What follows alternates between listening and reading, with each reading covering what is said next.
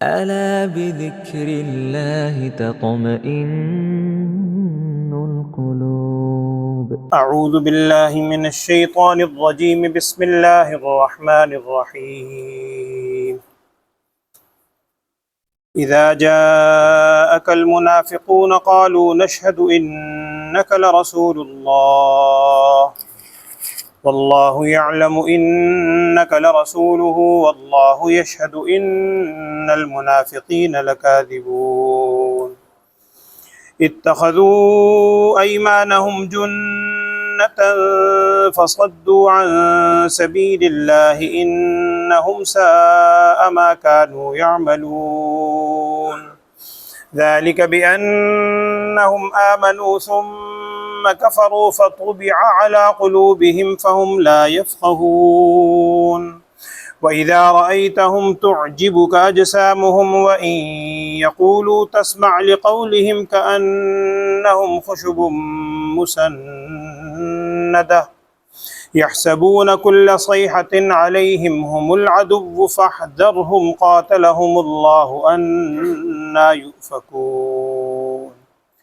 وإذا قيل لهم تعالوا يستغفر لكم رسول الله لووا رؤوسهم ورأيتهم يصدون وهم مستكبرون سواء عليهم أستغفرت لهم أم لم تستغفر لهم لن يغفر الله لهم إن الله لا يهدي القوم الفاسقين هم الذين يقولون لا تنفقوا على من عند رسول الله حتى ينفضوا ولله خزائن السماوات والأرض ولكن المنافقين لا يفقهون يقولون لئن رجعنا إلى المدينة ليخرجن الأعز منها الأذل ولله العزة ولرسوله وللمؤمنين ولكن المنافقين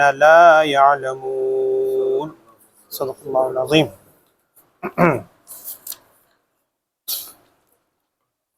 بسم اللہ الرحمن الرحیم.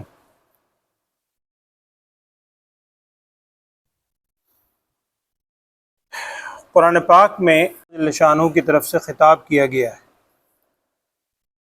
ان میں 4 بڑے گروہ ہیں، یا آپ کہہ لیں انسانوں کے مختلف طبقے. ایک تو ایمان والے ہیں، صاحب ایمان، ان کو خطاب ہے. بعض جگہ اللہ جل شانہ کی طرف سے کفار کو خطاب کیا گیا ہے، یا ایھا الکافرون، قل یا ایھا الکافرون، اور سارا قرآن میں مختلف جگہ ان کو خطاب ہے. اسی طریق پر اہل کتاب کو بھی خطاب ہے، اس میں یہود ہیں، نصارہ ہیں، یہ اہل کتاب کہلاتے، ان کو بھی خطاب ہے. ایک اور طبقہ، سب سے بدترین طبقہ ہے، وہ ہے منافقین کا. ان منافقین کے بارے میں بھی قرآن میں بہت تفصیل کے ساتھ خطاب ہے اور مختلف ان کی صفات بیان کی گئی. شروع میں ایک دو حدیث کے جملے عرض کر دیتا ہوں، پھر اس کا ترجمہ دیکھ لیجئے. نبی صلی اللہ علیہ وسلم نے منافق کی کچھ نشانیاں بیان کی ہیں، اور اہل علم نے اس کی وضاحت کی ہے کہ اصل میں منافق 2 طرح کے ہوتے ہیں. ایک منافق ہوتا ہے عملی، عمل کے اعتبار سے. ایک منافق ہوتا ہے اعتقادی، عقیدے کے اعتبار سے. نبی صلی اللہ علیہ وسلم نے جو منافق کی نشانیاں بیان فرمائی ہیں، ایک میں 3 ہے، ایک میں 4 بھی ہے، وہ عملی منافق ہے. وہ کیا فرمایا تھا؟ آیت المنافق ثلاث اذا حدث کذب، جب بات کرتا ہے جھوٹ بولتا ہے.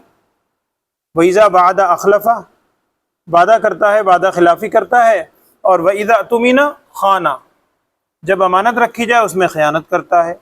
اور ایک 4تھی علامت ایک حدیث میں وَإِذَا خَاصَمَ فَجَرَ، کہ جب اسے لڑائی جھگڑے کی نوبت آتی ہے فجرا، گالیاں بہت دیتا ہے. قرآن میں بھی کچھ صفات بیان ہوئی ہیں منافقین کی. وَإِذَا قَامُوا إِلَى الصَّلَاةِ قَامُوا كُسَالَىٰ، نمازوں میں بڑی سستی کرتے ہیں، اللہ معاف فرمائے. نماز پڑھیں گے بھی تو بڑی سستی کے ساتھ انتظار کرتے رہیں گے، بالکل آخری ٹائم آیا بس جلدی جلدی نماز پڑھی اور نکل گئے. اور آگے بائیں یراؤن الناس ولا یذکرون اللہ الا قلیلا، اللہ کا ذکر بہت کم کرتے ہیں۔ یہ چند علامات ہیں نفاق کی۔ یہ میں اس لیے آپ سے عرض کر رہا ہوں کہ خدا نخواستہ کسی کو نہیں کہہ رہے، ہم اپنے حوالے سے سوچیں۔ ہمارے اندر اگر جھوٹ کے بارے میں ہے، وعدہ خلافی ہے، امانت میں خیانت ہے، یہ گالم گلوچ کی عادت ہے، نمازوں میں سستی ہے، اللہ کا ذکر کم کرتے ہیں، تو ہمیں ڈرنا چاہیے کہ نفاق کی علامت ہمارے اندر آ گئی، اللہ بچائے۔ یہاں جو ذکر ہے یا قرآن میں جو دوسری جگہ ہے کہ ان المنافقین فی الدرک الاسفل من النار، جہنم کا جو سب سے بدترین طبقہ ہے اس میں منافق ہوں گے، مشرکین سے بھی زیادہ بدترین طبقہ، یہ منافق ہیں عقیدے والے، یہاں اسی کا ذکر ہے۔ واقعہ ایک لکھا ہے کتابوں میں، وہ میں عرض کر دیتا ہوں، پھر پوری آپ کو آج کی آیات سمجھ آ جائیں گی انشاءاللہ۔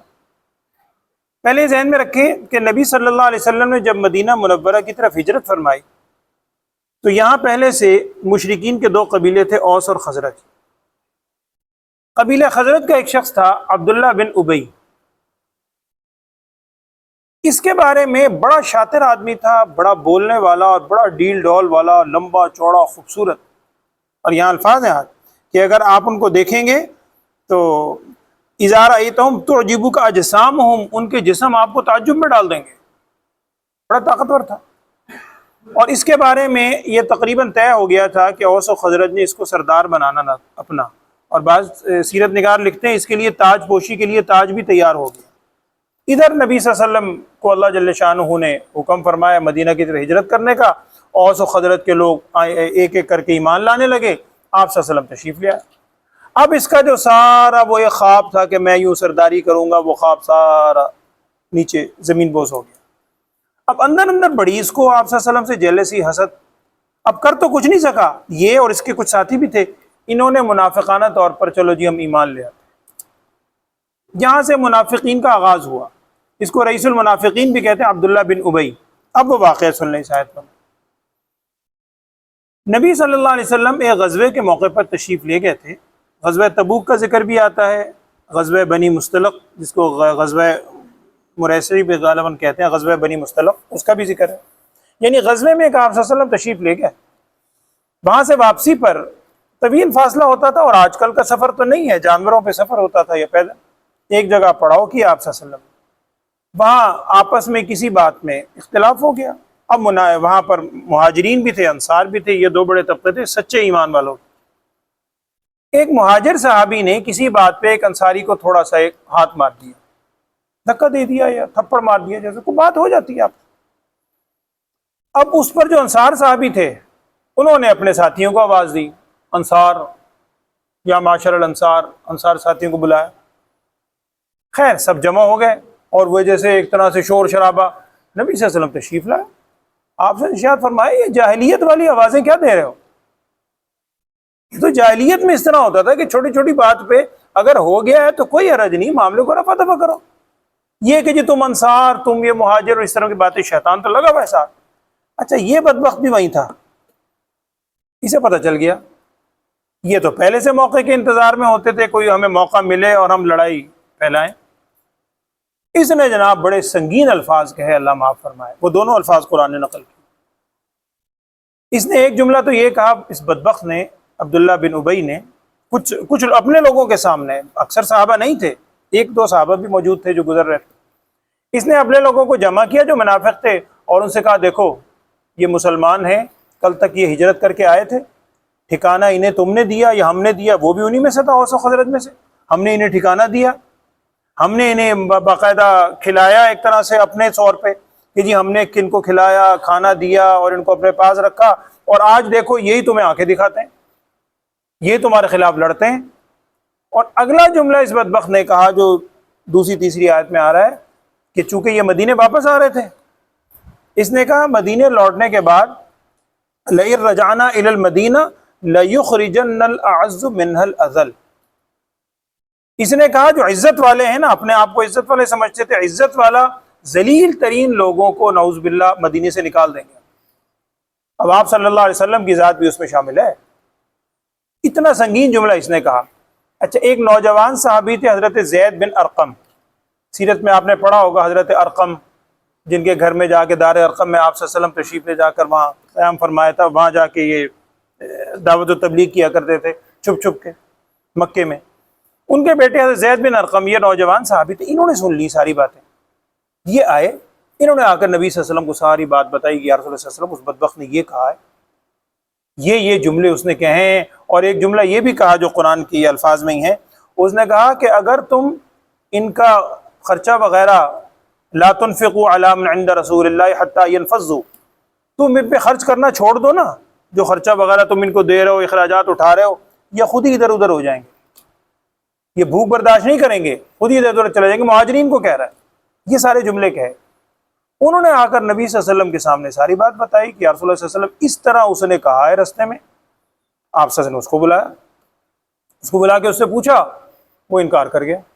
اور یہاں قرآن کے الفاظ آ رہے ہیں کہ قسمیں اٹھانے لگا.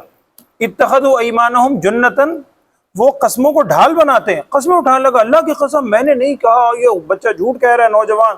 اور بھی اس کے ساتھیوں نے قسمیں اٹھانی شروع کر دی. نبی صلی اللہ علیہ وسلم بڑا افسوس ہوا. نبی صلی اللہ علیہ وسلم نے ان کو بلایا, زید بن ارقم کو, ان سے کہا کہ بھئی تمہیں شاید سننے میں غلطی ہوئی ہوگی, خامخواہ میں تم نے ان کے اوپر الزام لگایا, وہ تو انکار کر رہے ہیں. زید بن ارقم کہتے ہیں کہ مجھے بڑا ہی رنج ہوا, اور میں اتنا افسردہ کہ میں نے اپنے کانوں سے سنا ہے اور میں بتلا رہا ہوں, آپ صلی اللہ علیہ وسلم نے میری بات نہیں مانی, ان کی قسمیں سن کے ان کی طرح یعنی آپ صلی اللہ علیہ وسلم نے بات مان لی. کہنے لگے اب میں جس کے سامنے جاؤں گا وہ یہ کہے گا کہ یہ تو جھوٹا آدمی ہے. حتیٰ کہ کہتے ہیں میرے چچا تھے, انہوں نے بھی میری مخالفت کی, اور مجھے کہنے لگے کہ تجھے سوچنا چاہیے تھا, کیوں غلط تو نے الزام لگایا جب یعنی تیرے پاس کوئی شہادت نہیں تھی. کہنے لگے میں افسردہ تھا, اللہ جل شانہ کی طرف سے آیت اتر گئی, اذا جاءک المنافقون, یہاں سے لے کر اور جہاں تک آج آپ نے سنا ہے پورا رکوع 7-8 آیتیں آ گئی. آپ زید بن ارقم رضی اللہ تعالیٰ عنہ کو آپ سے نے بلایا اور کہا کہ اللہ تعالیٰ کی طرف سے تیری تصدیق آئی ہے, تیری تصدیق اللہ نے کی ہے, تو سچ کہہ رہا تھا.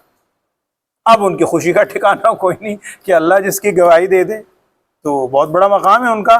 تو یہ واقعہ ذہن میں رکھیں, اس طریق پر وہ ہوا اور یہ ساری کیفیت ہوئی. اور قرآن میں پورے رکوع میں وہ کیا الفاظ ہیں دیکھیں ذرا, بعض باتیں اسی کے اندر آ جائیں گی انشاءاللہ. اعوذ باللہ من الشیطان الرجیم, بسم اللہ الرحمن الرحیم.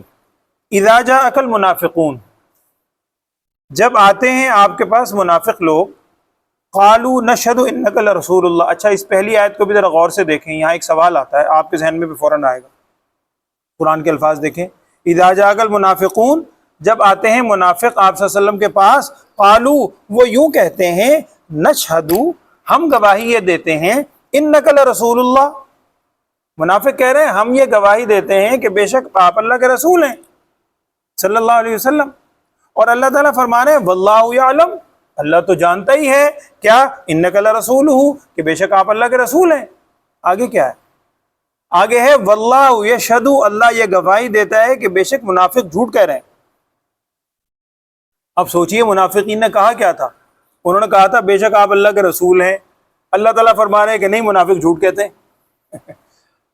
اب اس کا مطلب یہ تھوڑی ہے کہ آپ صلی اللہ علیہ وسلم اللہ کے رسول نہیں ہیں, چونکہ انہوں نے کیا کہا تھا, ہم گواہی دیتے ہیں آپ اللہ کے رسول ہیں. اللہ تعالیٰ فرما رہے ہیں کہ نہیں منافقین جھوٹ کہتے ہیں. کیا مطلب, یعنی یہ بظاہر کہہ رہے ہیں, دل سے ہی آپ صلی اللہ علیہ وسلم کو ایمان والا مانتے نہیں, یا آپ کو اللہ کا رسول مانتے نہیں ہیں. اللہ تعالیٰ تو دلوں کے حال کو جانتا ہے. اللہ فرما رہا ہے کہ نہیں نہیں نہیں, ان کی باتوں میں نہ آنا. یہ جو منافق ہے نا, واللہ یشہد ان المنافقین لکاذبون, یہ منافق بڑے جھوٹے ہیں, مانتے ہیں اوپر سے یعنی کہتے ہیں لیکن مانتے نہیں ہیں دل سے. ان کی کیا کیفیت ہے, وہ جو قسمیں کھائی تھی سنیں, اتخذوا ایمانہم جنتن, یہ بناتے ہیں اپنی قسموں کو ڈھال. جیسے ڈھال سے بندہ بچ جاتا ہے, قسمیں جھوٹی اٹھا کر سزا سے بچ جاتے ہیں, تو یہ قسموں کو ڈھال بناتے ہیں. اور پھر بدبخت اتنے ہیں, فصدوا عن سبیل اللہ, چلو خود تو عمل نہیں کرتے, فصدوا عن سبیل اللہ, لوگوں کو بھی اللہ کے راستے سے روکتے ہیں. انہم ساء ما کانوا یعملون, بے شک بہت برا ہے کام جو یہ کرتے ہیں, بہت برا عمل کرتے ہیں, اللہ محفوظ رکھے. یہ ساری ان پر کیفیت کیوں ہے, ذالک بانہم, یہ ساری باتیں اس وجہ سے ہیں, آمنو, وہ ایمان لائے لیکن بظاہر زبان سے ایمان کا اقرار کیا, ثم کفروا, پھر انکار کر دیا. تو پہلے زبان سے اقرار بھی کیا, بظاہر روشنی کی طرف, وہ سورہ بقرہ کے آغاز میں آپ دیکھیں نا دوسرے رکوع میں بڑی تفصیل سے اللہ تعالیٰ نے مثالیں دیکھ دیکھ کر سمجھایا. مثلہم کمثل الذی استوقد نارا فلما اضاءت ما حولہ ذہب اللہ بنورہم. تھوڑی سی روشنی ہوتی ہے چل پڑتے ہیں، پھر اندھیرا ہوتا ہے پھر رک جاتے ہیں. تو بظاہر ایمان لائے، ایمان کی روشنی کچھ بظاہر آئی، لیکن پھر انہوں نے کیا کیا؟ ثم کفروا، پھر انکار کر دیا. جب انکار کیا فطبع علی قلوبہم، ان کے دلوں پر مہر لگا دی گئی. فہم لا یفقہون، لہٰذا اب یہ بات کو سمجھتے نہیں. اچھا ظاہری حالت اگر آپ ان کی دیکھیں، نبی صلی اللہ علیہ وسلم کو کہا جا رہا ہے ظاہری شکل و صورت بھی اور زبان درازی، چرب زبان بھی بڑے تھے. جو مکار ہوتا ہے اللہ معاف فرمائے، بڑا جھوٹ ملمہ سازی بڑی باتیں بناتا ہے. وَإِذَا رَأَيْتَهُمْ، جب آپ ان کو دیکھیں گے، تُعْجِبُكَ أَجْسَامُهُمْ، ان کے جسم آپ کو تعجب میں ڈال دیں گے. بڑے طاقتور، قد آدم، خوبصورت، ظاہری ڈیل ڈول، جسامت، صحت مند. اگر آپ ان کو دیکھیں تو آپ کو تعجب میں ڈالے گی ان کی جسامت، اجسام. اور وَإِن يَقُولُوا، اگر وہ کوئی بات کہیں گے، تَسْمَعْ لِقَوْلِهِمْ، تو ایسی ملمہ سازی والی بات ہوگی کہ آپ ان کی بات توجہ سے سننا شروع کر دیں گے، آپ ان کی بات سنیں گے. لیکن ان کی کیفیت یہاں قرآن نے کیا مثال دی؟ كَأَنَّهُمْ خُشُبٌ مُّسَنَّدَةٌ، یہ ایسے ہیں گویا کہ ایک درخت، ایک لکڑی ہے دیوار سے ٹیک لگائے ہوئے. یعنی لکڑی بڑی، بہت بڑا آپ کو ایک لکڑی کا تنا نظر آ رہا ہے، خوبصورتی بھی ہے، طاقت بھی ہے، لیکن نہ وہ اپنی مرضی سے ہل سکتا ہے، نہ بغیر سہارے کے کھڑا ہو سکتا ہے. ذرا سہارا ہٹ جائے دیوار والا گر پڑے گا. تو یہ بظاہر بڑے طاقتور لگتے ہیں، لیکن ذرا کوئی سہارا پیچھے سے ہٹے فوراً گر جائیں گے. اندر ان کے پھوک بری ہوئی ایک طرح سے کچھ بھی نہیں ہے، جیسے ڈھول بظاہر اتنا بڑا اندر سے خالی، اندر سے خول ہے. تو یہ ایسے ہیں کأنہم خشب مسندہ، گویا کہ یہ لکڑیاں ہیں مسندہ جو کہ ٹیک لگائے ہوئے دیوار سے. اچھا یحسبون کل صیحۃ علیہم، بزدل کتنے ہیں؟ کیونکہ اندر چور ہے نا. ڈرتے اتنا تھے کہ جہاں کوئی آواز سنی، شور سنا، فوراً ڈر جاتے تھے کہ ہمارا راز فاش تو نہیں ہو گیا، کہ ہمارے خلاف بلاوا تو نہیں آ گیا، کہیں ہمارے بارے میں تو نہیں ہو گیا. یحسبون کل صیحۃ علیہم، وہ گمان کرتے ہیں ہر چیخ کو، ذرا کوئی چیخ و پکار کی آواز آئی وہ یہ سمجھتے ہیں علیہم، یہ انہی کے خلاف ہے، بس ہم پکڑے گئے، ہمیں لگتا ہے کہ راز فاش ہو گیا. اتنے بزدل ہیں. ہم العدو، یہی دشمن ہے. اللہ تعالیٰ فرما رہے ہیں یہی دشمن ہیں. فاحذرہم، آپ ان سے بچ کے رہیے. نبی صلی اللہ علیہ وسلم کہا جا رہا ہے آپ ان سے بچ کے رہیے. قاتلہم اللہ، اللہ انہیں ہلاک فرمائے، ہلاک کرے اللہ انہیں. انا یؤفکون، کہاں یہ پھرے جا رہے ہیں؟ یعنی بظاہر ایمان لاتے بھی ہیں، آپ صلی اللہ علیہ وسلم کی مجلسوں میں بیٹھتے بھی ہیں، ایمان والوں کو دیکھتے بھی ہیں، صبح و شام واقعات بھی سنتے ہیں سابقہ امتوں کے، پھر نہیں یہ سب بات ہے. کہاں یہ چلے جا رہے ہیں؟ اچھا پھر کیا ہوا؟ جب یہ ساری بات ہوئی اور ان کا یعنی جھوٹ بھی پکڑا گیا، ظاہری بات ہے قرآن کی آیت اتری، تو کچھ لوگوں نے انہیں کہا، اس عبداللہ بن ابی کے بارے میں بھی آتا ہے، اس سے بھی کہا کہ بھئی دیکھو چلو کوئی بات نہیں، تم نے جھوٹ بولا، جھوٹی قسمیں کھائیں، اب تو پکڑا گیا، چلو اب ایسا کرو نبی صلی اللہ علیہ وسلم کے پاس چلتے ہیں، جا کے معذرت کر لو، معذرت کر لو آپ صلی اللہ علیہ وسلم سے، وہ تو رحمت للعالمین صلی اللہ علیہ وسلم. تم ذرا سی معذرت کرو گے، وہ تو پہلے تیار بیٹھے ہیں، کوئی آئے کوئی معافی مانگے اللہ سے فوراً معافی مانگیں گے، تمہارا گناہ معاف ہو جائے گا. لیکن چونکہ دل میں تکبر ہے تو کیا قرآن کہہ رہا ہے وَإِذَا قِيلَ لَهُمْ، جب انہیں کہا جاتا ہے تعالوا، ادھر آؤ، یستغفر لکم رسول اللہ، کہ تمہارے لیے رسول صلی اللہ علیہ وسلم استغفار کریں، تو کیا کرتے ہیں؟ لووا رؤوسہم، اپنے سر ادھر ادھر جھٹکتے رہتے ہیں، یعنی سر جھٹکتے ہیں کہ ہمیں نہیں ضرورت. ورأیتہم، اور آپ انہیں دیکھیں گے یصدون وہم مستکبرون، وہ تکبر کی وجہ سے رک جاتے ہیں. آپ سر کے پاس جاتے نہیں، رک جاتے ہیں جانے سے تکبر کی وجہ سے، اور سر ادھر ادھر ہلاتے رہتے ہیں تکبر سے، کبھی یوں مانتے نہیں بات، نہیں جائیں گے. سواء علیہم، اب رسول صلی اللہ علیہ وسلم کی پھر بھی خواہش تھی، اور بعض نے کہا بھی کہ یا رسول اللہ صلی اللہ علیہ وسلم چلیں جیسے بھی ہیں، وہ نہیں آ رہے، آپ تو ان کے لیے ہاتھ اٹھائیں دعا کے لیے. تو نبی صلی اللہ علیہ وسلم کو کہا گیا بھی صاحب سواء علیہم، برابر ہے ان پر، استغفرت لہم ام لم تستغفر لہم، آپ ان کے لیے استغفار کریں یا استغفار نہ کریں، لن یغفر اللہ لہم، وہ ہرگز اللہ ان کو معاف نہیں کرے۔ سورہ توبہ میں بھی اسی نوعیت کی آیت تفصیل سے گزر چکی ہے۔ ان اللہ لا یہدی القوم الفاسقین، بے شک اللہ تعالیٰ ایسی فاسق قوم کو ہدایت نہیں دیتا۔ ہم الذین، یہ وہ لوگ ہیں۔ اب یہ دو آیتوں میں وہی دو باتیں ہیں جو میں نے ابھی آپ بتائیں۔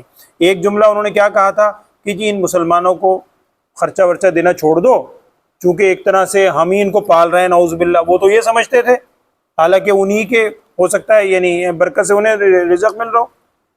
تو انہوں نے کہا کہ ان کو کھانا پینا دینا چھوڑ دو، اس کا ذکر ہے۔ ہم الذین، یہ وہی لوگ ہیں، یقولون، جو یوں کہتے ہیں، لا تنفقوا، تم خرچ نہ کرو، علی من، ان لوگوں پر، عند رسول اللہ، جو رسول صلی اللہ علیہ وسلم کے پاس ہیں، جو صحابہ آپ صلی اللہ علیہ وسلم کے پاس اٹھتے بیٹھتے ہیں، ان کو خرچہ ورچہ دینا چھوڑ دو، حتی ینفضوا، دیکھنا وہ خود ہی ادھر ادھر منتشر ہو جائیں گے، یہاں تک کہ وہ منتشر ہو جائیں۔ قرآن نے جواب کیا دیا؟ یہ سمجھتے ہیں کہ یہ کھلا رہے ہیں، خزانوں کے یہ مالک ہیں۔ وَلِلَّهِ خَزَائِنُ السَّمَاوَاتِ وَالْأَرْضِ، آسمان و زمین کے تمام خزانے تو اللہ کے پاس ہیں، تمہاری کیا حیثیت ہے؟ یہ اللہ کے پاس ہی آسمان و زمین کے تمام خزانے۔ وَلَٰكِنَّ الْمُنَافِقِينَ لَا يَفْقَهُونَ، لیکن منافق اس بات کو سمجھتے نہیں۔ اب آخری آیت آج کی وہی ہے جو اس بدبخت نے کہا تھا کہ اگر ہم مدینے لوٹیں گے تو ہم دیکھیں گے جو سب سے ذلیل ہے اس کو نکالے گا سب سے عزت والا۔ اور حدیث کے مفہوم ہے، ان کے صاحبزادے عبداللہ بن ابی منافق ہے، ان کے صاحبزادے پکے مومن ہیں، ان کا نام بھی عبداللہ، باپ بھی عبداللہ، خود بھی عبداللہ۔ یہ حضرت عبداللہ کھڑے ہو گئے۔ اس سے پہلے آ جائے حضرت عمر فاروق رضی اللہ تعالیٰ عنہ، آپ نے پیچھے سنا تھا غالباً ایک واقعہ، ابھی ایک دو سورت پیچھے گزرا ہے، حاتب بن ابی بلتعہ رضی اللہ تعالیٰ عنہ، وہ جنہوں نے خط لکھا تھا، یاد ہوگا خط لکھا تھا انہوں نے، اس موقع پر حضرت عمر فاروق نے کیا کہا تھا، یا رسول اللہ صلی اللہ علیہ وسلم حکم دے میں اس منافق کی گردن اتار دوں۔ نبی صلی اللہ علیہ وسلم نے کیا فرمایا تھا کہ یہ بدری صحابی ہیں، مخلص ہیں، پھر انہوں نے وضاحت کی تھی۔ تو اس منافق کے بارے میں بھی عمر فاروق رضی اللہ عنہ کا یا رسول اللہ صلی اللہ علیہ وسلم اجازت دیں میں اس کی گردن اڑا۔ پھر ان کے بیٹے آئے، کہنے لگے یا رسول اللہ صلی اللہ علیہ وسلم آپ مجھے اجازت دیں میں اپنے باپ کی گردن اڑاتا ہوں۔ نبی صلی اللہ علیہ وسلم نے ارشاد فرمایا کہ نہیں، وجہ یہ ہے کہ بظاہر زبان سے کلمہ تو پڑھتے ہیں نا، باہر والے لوگ کیا کہیں گے کہ اپنے ساتھیوں کو مارنا شروع کر دیا، انہیں تو نہیں پتا کہ دل کے حال کا کیا ہے، لہذا آپ سے نے فرمایا کہ چھوڑ دو۔ لیکن ان کے بیٹے سے برداشت نہیں ہوا، حضرت عبداللہ، یہ جو آیت انہوں نے الفاظ کہے، آتا ہے کہ یہ باہر کھڑے ہو گئے مدینے کے، جب باہر سے آ رہا تھا نا قافلہ، ان کو بھی پتہ لگ گیا سارا، یہ باہر کھڑے ہو گئے تلوار لے کے باپ کے آگے، اور کہنے لگے تو نے جو الفاظ کہا ہے باپ سے کہے کہ جی کہ عزت والے کون ہیں، یہاں اقرار کرو کہ ذلت والے تم خود ہو، تم ذلت والے ہو، تم نے جو کہا ہے کہ سب سے ذلیل ترین آدمی کو عزت والے نکالے گا، اقرار کر ورنہ یہ تلوار تیرے اندر نہیں جانے دوں گا۔ چنانچہ اقرار کروایا، اس نے اقرار کیا کہ واقعی ذلت والے ہم ہی ہیں، مسلمان اور نبی صلی اللہ علیہ وسلم سب سے زیادہ عزت والے ہیں، پھر جان چھوڑی اور اندر آئے۔ یہ ایمانی قوت کا تقاضا ہے، وہ الفاظ ہیں اعوذ باللہ من الشیطان الرجیم۔ یقولون، وہ یوں کہتے ہیں کہ لئن رجعنا الی المدینۃ، اگر ہم نے رجوع کیا یعنی اگر ہم لوٹ گئے، ظاہری بات واپس آ ہی رہے تھے مدینے کی طرف، اگر ہم مدینے کی طرف لوٹیں گے، لوٹ گئے تو لَيُخْرِجَنَّ الْأَعَزُّ مِنْهَا الْأَذَلَّ، تو البتہ نکال دیں گے وہ لوگ جو عزت والے ہیں اس مدینے سے، کنیں؟ اذل، جو بہت زیادہ ذلیل ہیں۔ دعویٰ یہی تھا کہ میں عزت والا ہوں، نعوذ باللہ، میں مسلمانوں کو اور نبی صلی اللہ علیہ وسلم کو نکالوں۔ آگے پھر وہی اللہ تعالیٰ یہ عزت ذلت، وَلِلَّهِ الْعِزَّةُ وَلِرَسُولِهِ وَلِلْمُؤْمِنِينَ، اگر عزت کا فیصلہ سننا چاہتے ہو تو سن لو، قرآن کا فیصلہ ہے، وَلِلَّهِ الْعِزَّةُ وَلِرَسُولِهِ وَلِلْمُؤْمِنِينَ، اللہ ہی کے لیے عزت ہے اور رسول صلی اللہ علیہ وسلم کے لیے ہے اور ایمان والوں کے لیے، یہ ہیں عزت والے، یہ ہیں معزز۔ وَلَٰكِنَّ الْمُنَافِقِينَ لَا يَعْلَمُونَ، لیکن منافق اس بات کو جانتے نہیں۔ تو یہ ساری تفصیل کے ساتھ آیا سورہ منافقون میں اس کا ذکر، اسی لیے سورت کا نام ہی سورہ منافقون رہا، منافقین منافقون۔ اس کے بعد پھر باہر کے جب بالکل آشکارا ہو گیا ان کی سوچ، پھر وہ سارے واقعات سیرت میں نے بتائے تھے۔ یہ عبداللہ بن ابی وہی ہے جب ان کا انتقال ہوا، اس کا انتقال ہوا، یہ ترجمے کیا اور دوبارہ کرنا تھا۔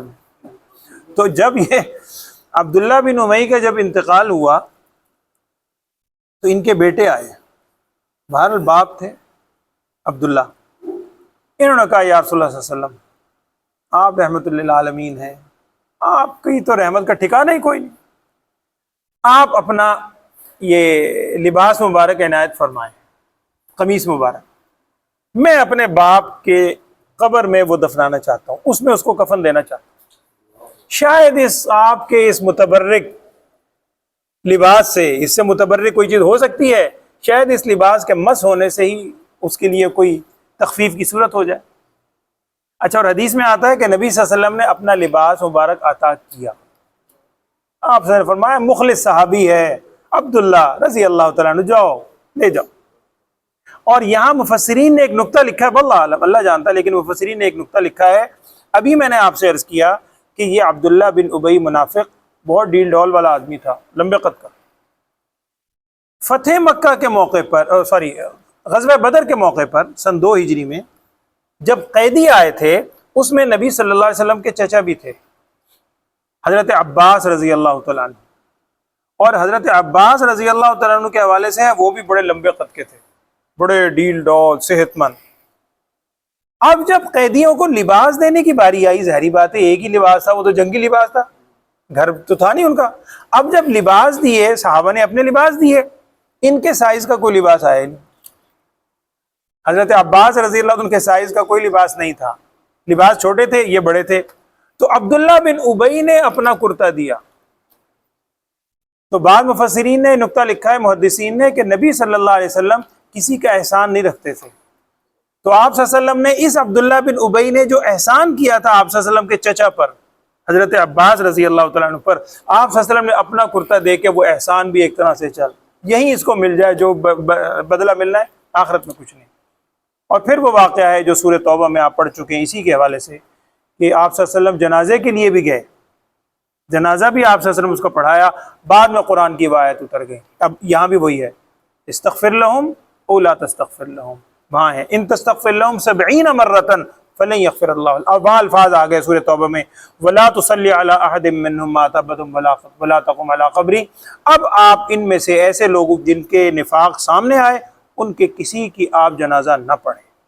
پھر آپ صلی اللہ علیہ وسلم نے اسے نہیں کیا، ورنہ آپ صلی اللہ علیہ وسلم کی رحمت تو ٹھاٹھے مار رہی ہے، آپ صلی اللہ علیہ وسلم کی پوری خواہش تھی، اتنی رحمت والے نبی صلی اللہ علیہ وسلم، اس کے باوجود ہم آپ صلی اللہ علیہ وسلم کی معمولی بظاہر، معمولی تو کہہ نہیں چاہیے نعوذ باللہ، یعنی جو سنتیں ہم صبح و شام آسانی سے کر سکتے ہیں، ان سنتوں کو بھی ہم چھوڑے بیٹھے ہیں، اور خاص طور پر سنتوں پر عمل کریں، اور نبی صلی اللہ علیہ وسلم کی ذات پہ جتنا درود پڑھ سکتے ہیں کم ہے۔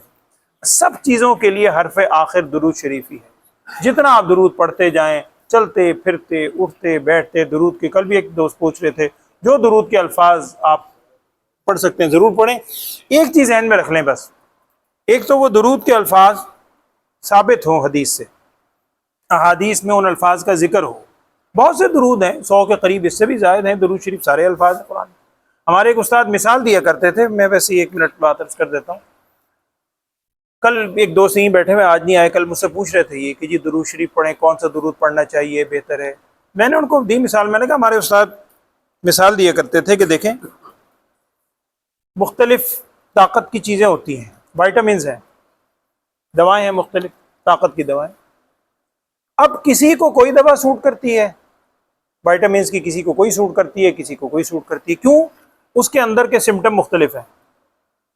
ایک دوا طاقت کی ممکن ہے دوسرے کو بہت وہ سوٹ کرے، بڑا فائدہ دے، مجھے یا آپ کو سوٹ نہ کرے، ہمارے اندر ہے فائدہ کرے گی اتنا نہیں کرے گی۔ تو ہمارے ساتھ فرمایا کرتے تھے کہ ایک دفعہ بیٹھ کے نا، جتنے درود ہیں صحیح کتابوں میں حدیث میں آتے ہیں، وہ بڑی محبت کے ساتھ، خلوص سے، یہ کوئی نعوذ باللہ اپنا ہی ہمارا فائدے کے لیے، بڑی محبت سے ایک دفعہ سارے درود تھوڑا تھوڑا پڑھ کے دیکھیں۔ درود پڑھتے ہوئے نا انشاءاللہ اللہ کی ذات سے جب آپ محبت سے پڑھیں گے نا، درود پڑھتے پڑھتے، کسی درود پڑھتے ہوئے آپ کے دل میں ایک دم کلک کرے گا کہ یہ جو ہے نا، اس درود پڑھنے میں آپ کو ایک خاص کیفیت، ایک خاص عقیدت کی یہ کیفیت طاری ہو رہی ہے، آپ سمجھ رہے ہیں کہ بس یہ درود آپ کے لیے، یہ جو جزا اللہ عنا، اب تو خیر اتار دیا، اب تو لکھا یہاں لکھا بھی تھا، جزا اللہ عنا محمد اما ہوا، اب بظاہر اس میں لیکن جزا اللہ سیدنا محمد بہت، تو درود کوئی بھی ہو، درود شریف پڑھنے کی عادت ڈالیں، آپ صلی اللہ علیہ وسلم کی سنتوں پر عمل کی توفیق دیں۔ یہی قرآن پڑھنے کا، قرآن سننے کا یا حدیث سننے کا اصل مقصود ہے۔ باقی نالج لے لینا، معلومات لے لینا، یہ تو مقصد نہیں ہے، مقصد تو عمل ہے۔ اللہ عمل کی توفیق دے۔ الحمدللہ رب العالمین۔ اللہم صلی علی سیدنا و مولانا محمد وعلی آل سیدنا و مولانا محمد وبارک وسلم۔ اللہم ارنا الحق حقا وارزقنا اتباعہ وارنا الباطل باطلا وارزقنا اجتنابہ۔ یا اللہ ہم سب کے گناہوں کو معاف فرما، لغزشات سے درگزر فرما، ہمارے اس پڑھنے کو سننے کو اپنی بارگاہ میں قبول فرما۔ جیسے تو نے محض اپنے فضل و کرم سے پڑھنے سننے کی توفیق دی ہے، ہمیں ان تمام باتوں پر عمل کرنے کی توفیق عطا فرما۔ یا اللہ اس کلام مجید کو مکمل کرنے کی بھی ہمیں توفیق عطا فرما۔ تمام بیماروں کو صحت، عافیت، سلامتی والی زندگی عطا فرما۔ وصلی اللہ تعالی علی خیر خلقہ سیدنا و مولانا محمد وعلی آلہ و اصحابہ اجمعین۔ آمین۔